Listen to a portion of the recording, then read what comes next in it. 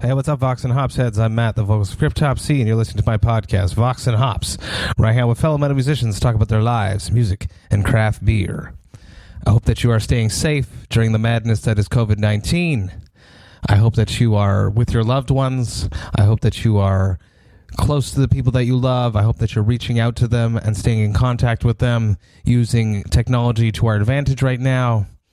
I am at home with my family. It is beautiful. I'm really enjoying it. I'm going outside, staying safe, staying away from people, going for walks. It's very important to still move and to stay active during this crazy times. We can't just succumb to sedentary life. Get out there and move. If you are wearing gloves, if you are wearing protective face masks, I would ask you just one little favor. When I'm out on these walks with my family, I am seeing far too many discarded gloves and face masks just thrown on the floor. If you're done with your mask, if you're done with your gloves, put them in the garbage. Take care of them properly, please. There are kids out there. It's just a small little favor that I'm asking of you. We're all suffering, but the planet doesn't have to suffer that much more so that we can stay safe. On today's episode, I am back with Zach Coleman. Super stoked to have him back. He is the drummer of Khemmis, and he is one of the main dudes behind TRVE Brewing. Here it is, Vox and Hops, episode number 126.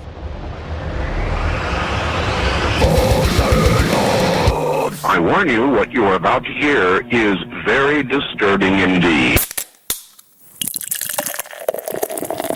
Hey, what's up, everybody? Today, I am back with Zach Coleman from Khemmis. Super good to be back with you.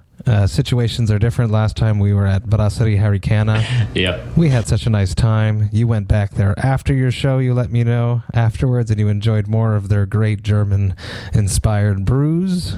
Yeah, man, it's good to be talking to you again. But I think about that place a lot. The beers were so good. I want to go back. Mm-hmm. So next time we're up that way, it's definitely on the list. Absolutely. Huge shout out to Brasserie Dunham.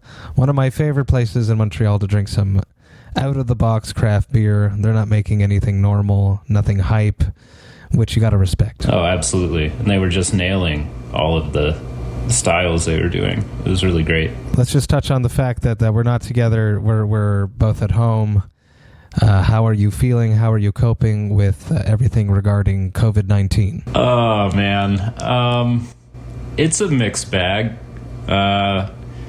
It's been really strange, obviously, but it's stressful, especially at work, and we didn't know what we were going to do at the brewery for a while. There was a lot of back and forth on whether we'd be able to stay open and continue producing. And it came to be that, yes, we were able to keep making beer and sell it to go. So we can sell beer to go when we set up a little shop at our tap room to do that. And then we're also selling to liquor stores. And last year we bought a canning line. And the timing of that, I mean, couldn't be more fortuitous for now, because now we can just shift everything to cans. And you know, some breweries around us aren't that fortunate, who just are able to package into kegs. And so it's ended up working out all right on that front, but that's certainly been stressful and been occupying a lot of my mind and brain power, and trying to a lot of the uncertainty is really what's stressful. You know, are we going to be able to continue to pay staff and not have to fire everybody, and then can we continue to pay ourselves, and can we pay our bills? And so it's just been really stressful, but it's starting to settle into something that's okay. I think, you know, the funny thing for me, man, is like my personal day-to-day really isn't all that different, because I'm such a reclusive homebody anyway, so it's okay. I agree with that. I've been mentioning it on a bunch of the interviews that I'm such an introvert. I love staying home and just being with my family. That the only thing that's different is that I'm not going to see shows to chat with all my friends, but I'm hanging out with more people as we're doing right now, which is still nice, but it's not exactly the same. Yeah, totally. The main thing for me is not being able to have band practice, like not being able to play music in a room with the other guys is really driving me crazy. I have an electronic kit here in my basement that I'll play, but I mean, obviously that's not the same, you know? Well, Cryptopsy was in a cabin in the woods when all of this really went down, when Trump banned international flights. Yeah. I feel like that was the turning point when everyone took this seriously. And we were up in this cabin in the woods writing our new album, and we were like, oh, is this really going to happen? Is it just all going to go south? And then it really did. And we're still writing now, but using Zoom as a platform to still get together. But in order to Cryptopsy to write, we don't really jam it out. It's more of like it built upon the riffs, and then we all take it home and work on ourselves. So yeah, the stage that we're at right now, it's okay. But if we had to get into a jam room, we would be in trouble. Yeah, it's funny because we're working on the next Khemmis record, album 4, right now, and we're really rolling on the writing sessions, and that's basically all we've been doing because we don't have that much touring, or didn't have that much touring planned for this year, and so we were just honing in on that. And it's the way that we write is a mixed bag. I mean, usually how it works is Ben and Phil will bring riffs, or they'll throw them in a Dropbox folder, do some amount of song structuring. Sometimes it'll just be 2 riffs together, and sometimes it'll be a 8-minute song, kind of more or less formed. But then we bring it to the practice space and kind of pick it apart together and change stuff and work out structures, and it always ends up being vastly different than that. And so much of that process is interactive.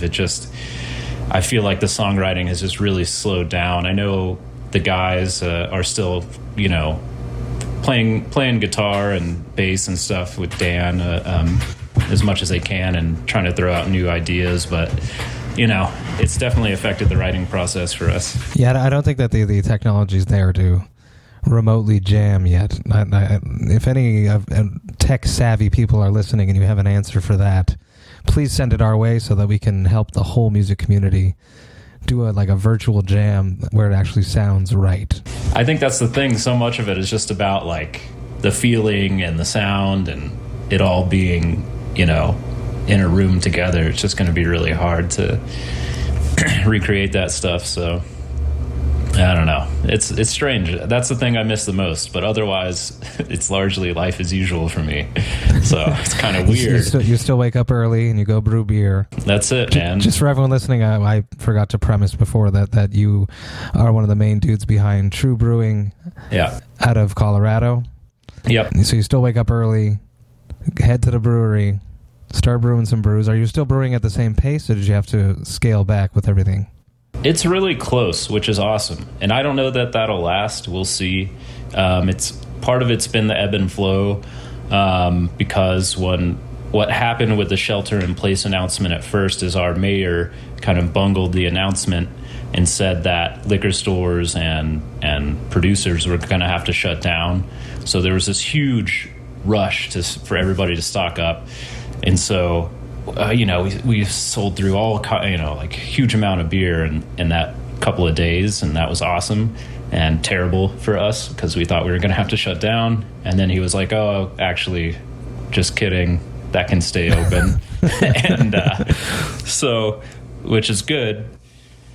So right now we're keeping it about the same pace, but it really is a week by week call. I mean, the thing that I've been doing is we had beer in process initially, so finishing out that beer, and what I mean is just packaging that, putting that in cans, and then I just refilled all the tanks and was like, okay, we'll just see, and we can kind of hold on to it and process as long as we need. And we're still moving beer, so I'm still pushing it through. It's slowed down a little bit, but it's not crawling, which is great. I mean, it's still moving at a pretty good pace, and I hope it continues.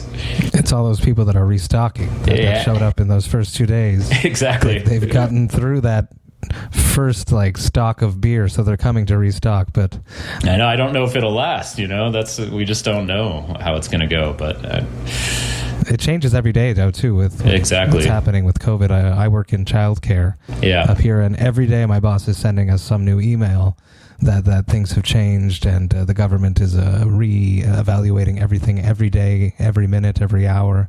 Yeah. Up here, too, they've granted breweries to be an essential service, which same for us. I am grateful for, obviously. Yeah. Oh, yeah, me too, man. I need my craft beer. What are you drinking these days? Since we're there we go. That's on my side. I have something very special to me. I've been drinking it a lot on these episodes because I was supposed to have a party at Henderson Brewing Company. Yeah. In Toronto.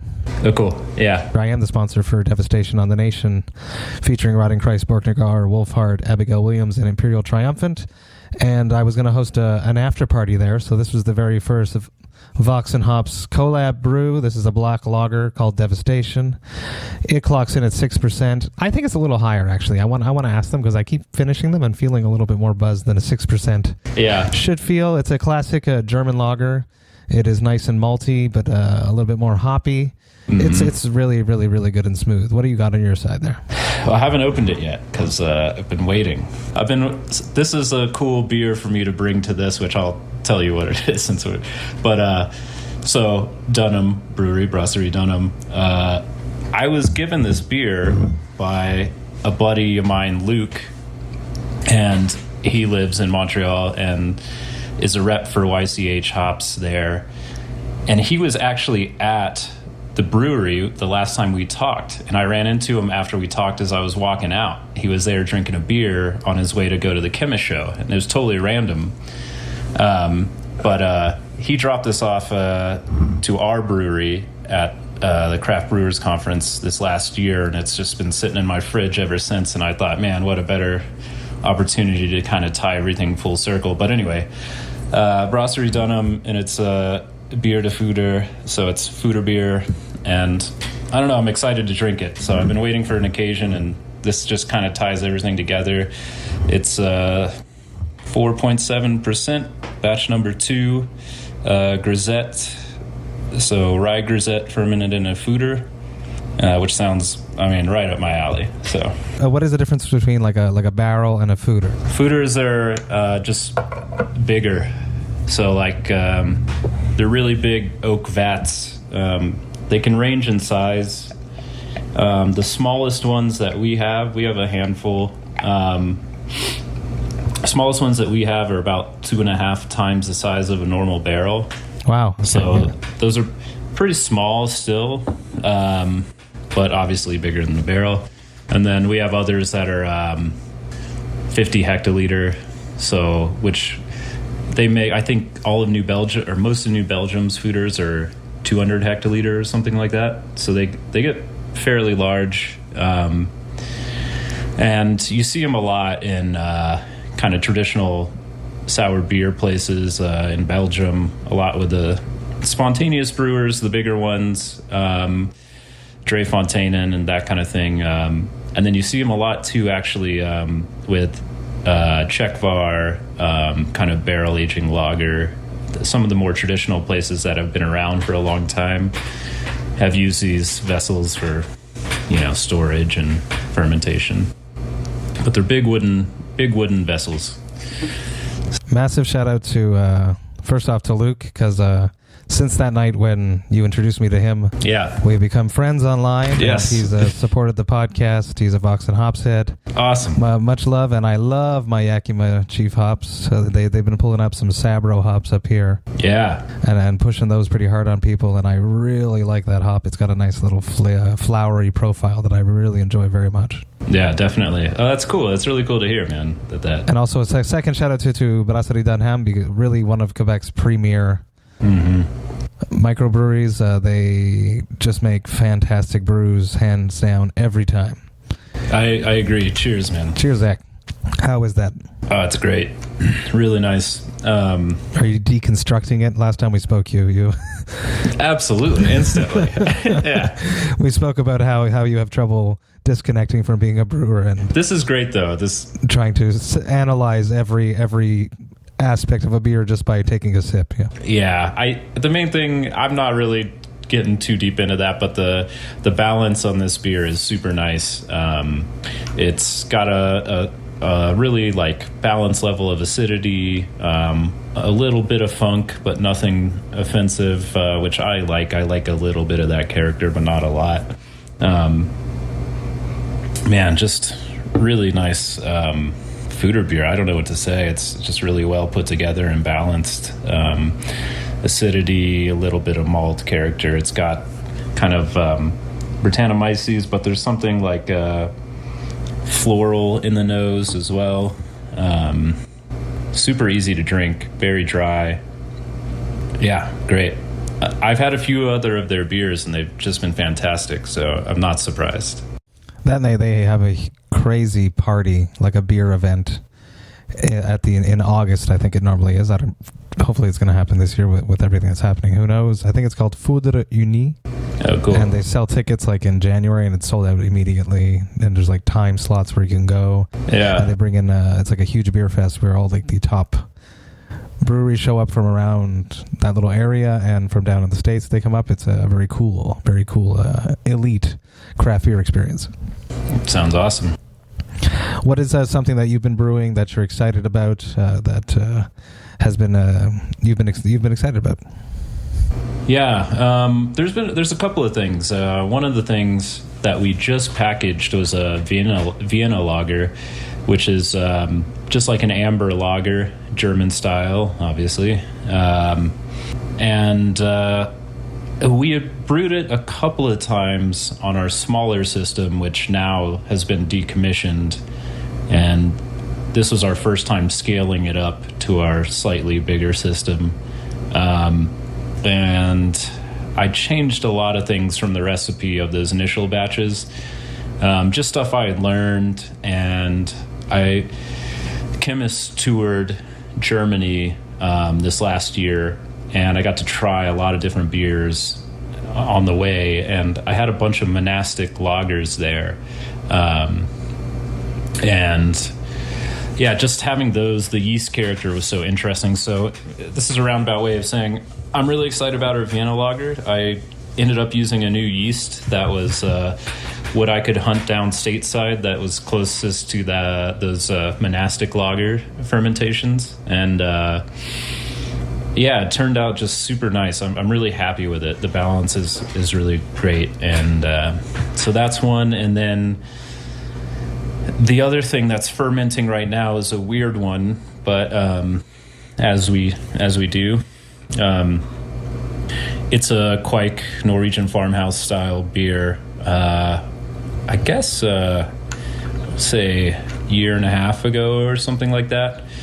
I went to Norway, and through connections of a couple of friends was able to go brew Norwegian farmhouse beer, brought back the yeast. I know we talked about this, but I've been using that yeast to do like kind of a quarterly Quake style beer, Quake fermented beer with that yeast. And this one is a weird one. It's slightly malty. I based it off of a sweet soup, which is like a strange tapioca-based Norwegian soup that's got like dried fruit and raisins. Really? That's really badass. Yeah, and so I used some like special bee malt to try to get raisin character, threw in some cinnamon, some lemon peel. Yeah, well, it's and of course juniper's in there as well, because I try to keep these beers one toe in tradition there. So that's fermenting right now, and that'll be out for spring, even though it's a weird springtime beer. I figure, why not? So. No, it's interesting. It's in the Kvik always brings out very interesting notes that I always appreciate very much. Well, let's talk about this new EP.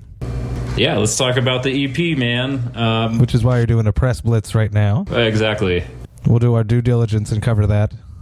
God, it just feels so weird to be promoting anything right now that is not the virus, you know? It's just like, well, obviously not promoting it, but talking about anything other than that. It's just so all-encompassing and paralyzing everything. Yeah, I mean, I'm kind of glad that we have this to talk about, because I think having art and artistic expression is super important. So, you know. But, yeah, the whole idea for this thing kind of started, we did a song for Decibel Magazine. They do a Flexi series, and we did a song for that pretty soon after we put out our second album, Hunted. we did the Decibel Flexi. And then that was the only place to get that song. And people were asking us to put out that song, make it more widely available, fairly regularly. So we knew we wanted to do that to some degree. And then a little bit later that year, we did a split with our friends in Spirit Adrift. And that was a fairly limited release too. And we knew it would be cool to combine those two tracks in a more widely available format somehow. So we just kind of were thinking about what to do.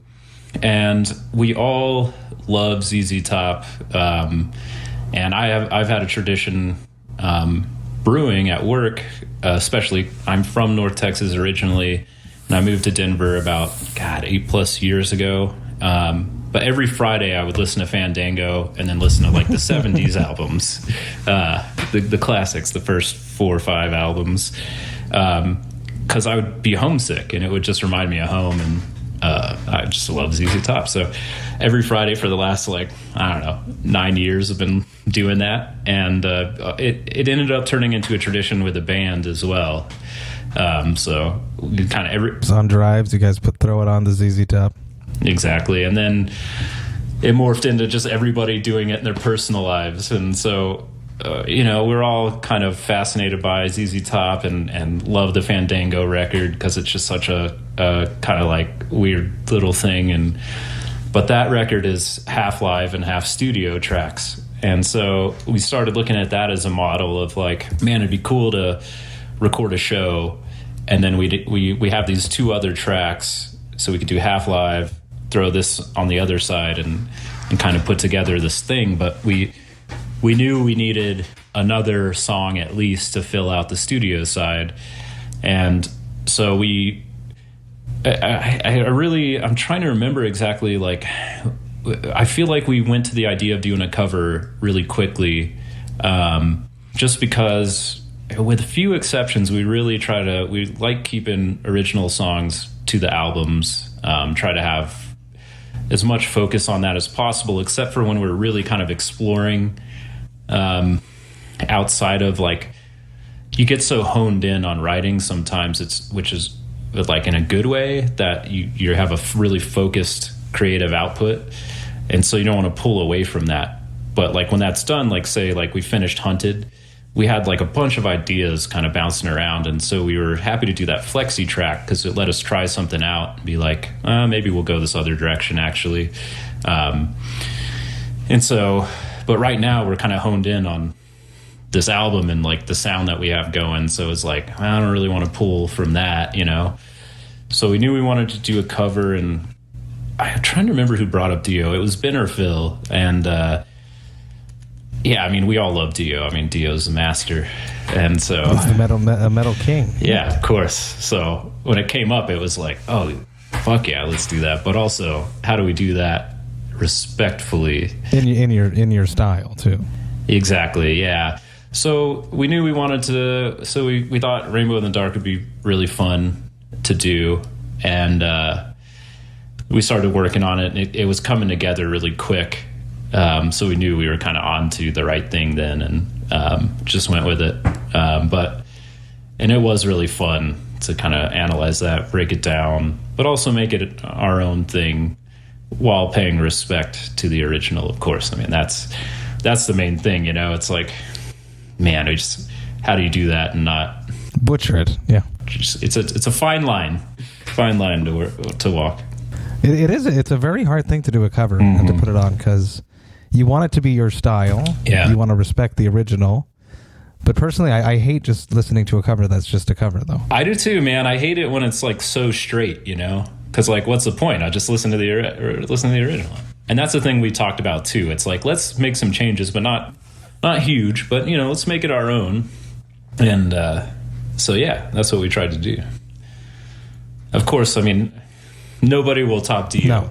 I just want to say. So, but that was not our intention. Our intention was to pay homage, So, of course, I like how you guys did all these splits and small releases. It's almost like you took your craft beer release knowledge of making small batches of stuff and making it limited so people love it, and then you go and release it in full once you know that everyone loves it.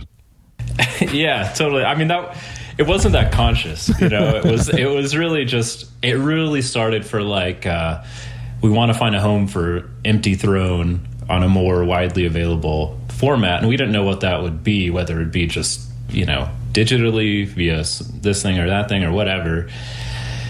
And I honestly think Dave from 20 Bucks Spin kind of pitched the idea as well.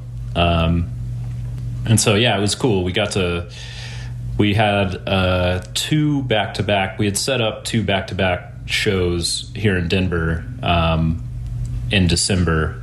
And not this last one, but the year before. And so we were able to set up everything to record, and we played 2 totally different, or almost totally different sets each night. And so we were able to set up all the recording stuff we needed, that first day, leave it for the second, just track a bunch of stuff. So it was nice to be able to do that, to have those shows set up and kind of try to capture that thing. But it was funny. We had all this material to try to whittle down and choose the right thing. And so what we ended up doing was picking a song from each of our albums.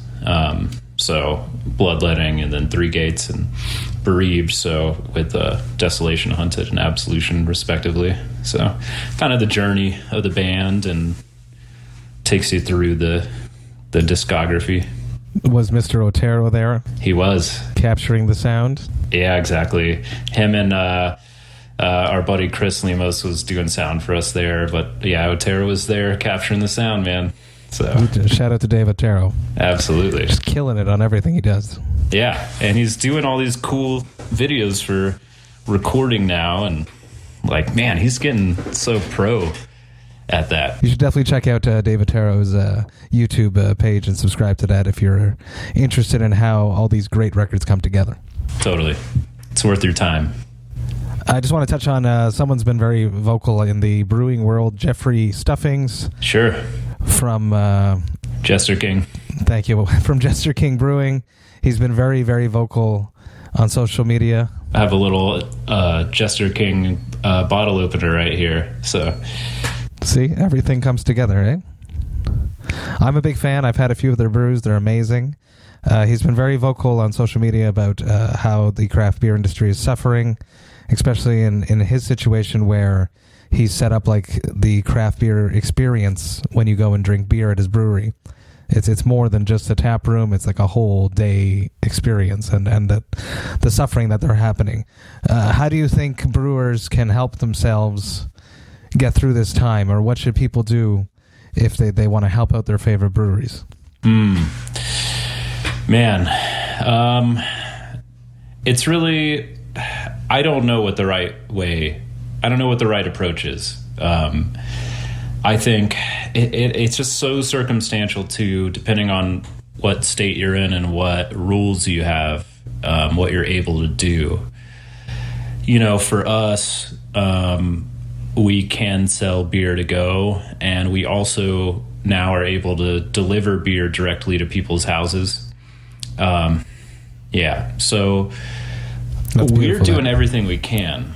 I mean, so we can still sell to liquor stores, we can sell out of our tap room, and we can deliver to people's houses, and we're going to be doing all of those things to try to make it work. And the honest truth is that we're still not making what we normally would. I mean, it still is very lean at the brewery, and we're having to defer payment as much as we can and try to work with our suppliers, which is the thing that brewers and breweries can do, is talk to your suppliers and see what you can work out with them, obviously. But then the other thing is we've also applied for loans.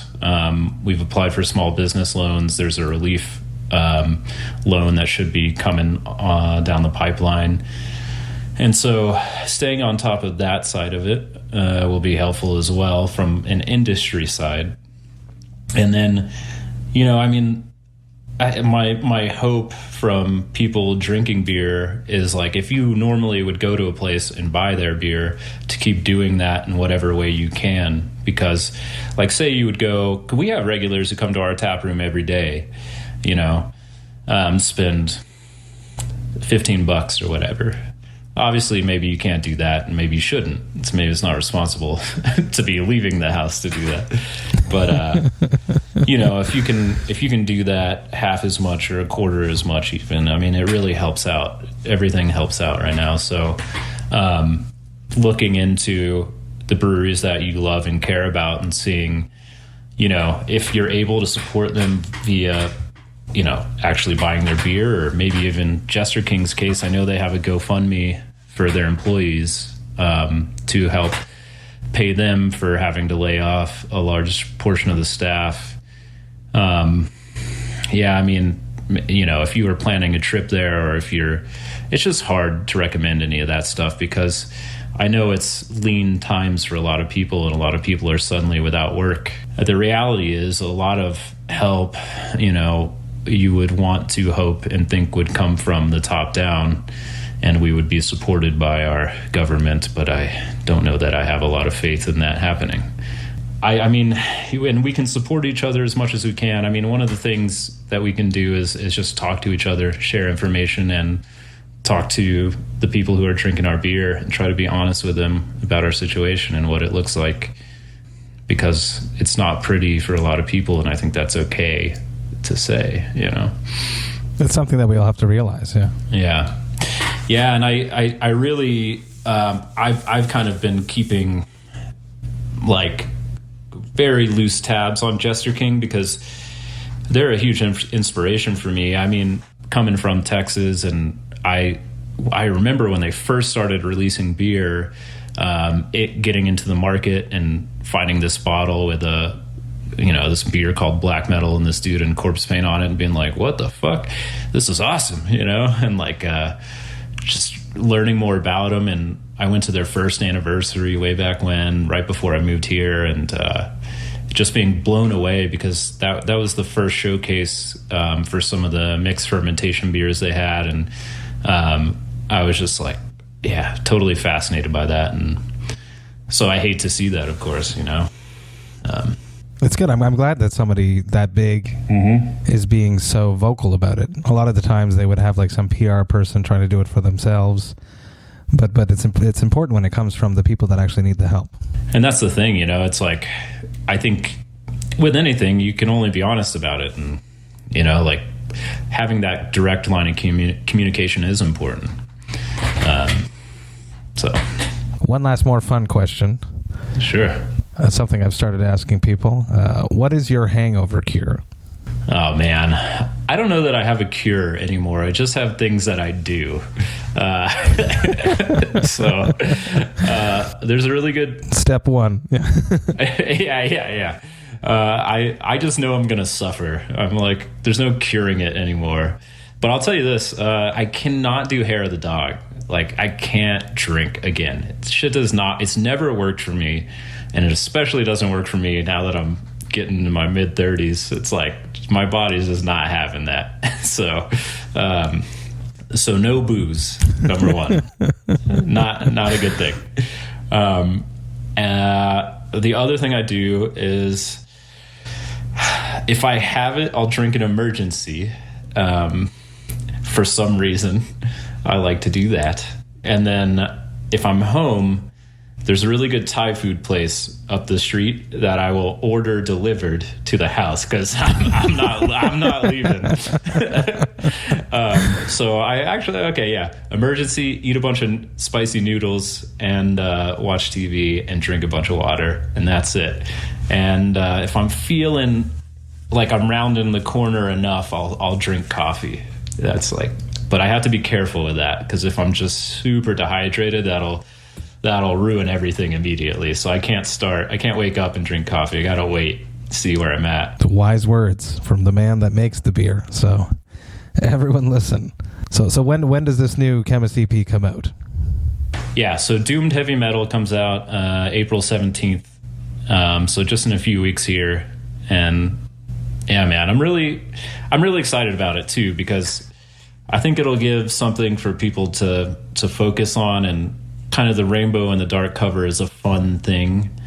And to me, this album as a whole, even though it's got some depressing songs on it, is kind of a fun release, and that was the whole idea behind it. It's like, man, you remember when like bands in the 70s used to put out just like fun albums, like Foghat Live or whatever? Like, yeah, that was awesome, you know? That was really cool. No, now we're all serious. We work for...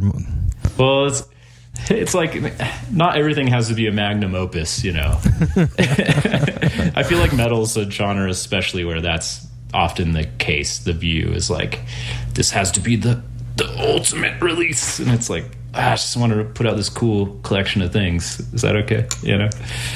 So that's what we're doing, and I'm excited to do that. Zach, thank you so much for coming back. Yeah, man. Having a chat with me on Vox and Hops. Sharing a Quebec beer, which is amazing. Cheers, brother. Cheers. Cheers. Hey, thank you all so much for listening right to the end. You know that I love and appreciate that. I love sitting down with Zach because he's not only a metal musician, but he happens to be a fantastic fucking brewer. I liked digging into him. He was actually the first brewer that I've spoken to since COVID-19 has begun. I had to ask him some questions about how the industry is suffering. I've been mentioning this on a lot of my previous episodes, and I'm going to mention it again right now. During COVID-19, during this crisis, during this economic crisis, which is about to come, it is very important to support the things that you love. Support the local craft beer industry. It would be a shame if they were a victim to COVID-19. Support the artists that you love because they have always been there for you. We all need to come out of COVID-19 stronger and better. The craft beer industry and the music industry as well. I hope you guys have a great rest of the week. I got another episode coming for you on Friday. But until then, remember to enjoy life, metal, and craft beer. Cheers, Vox and Hops heads.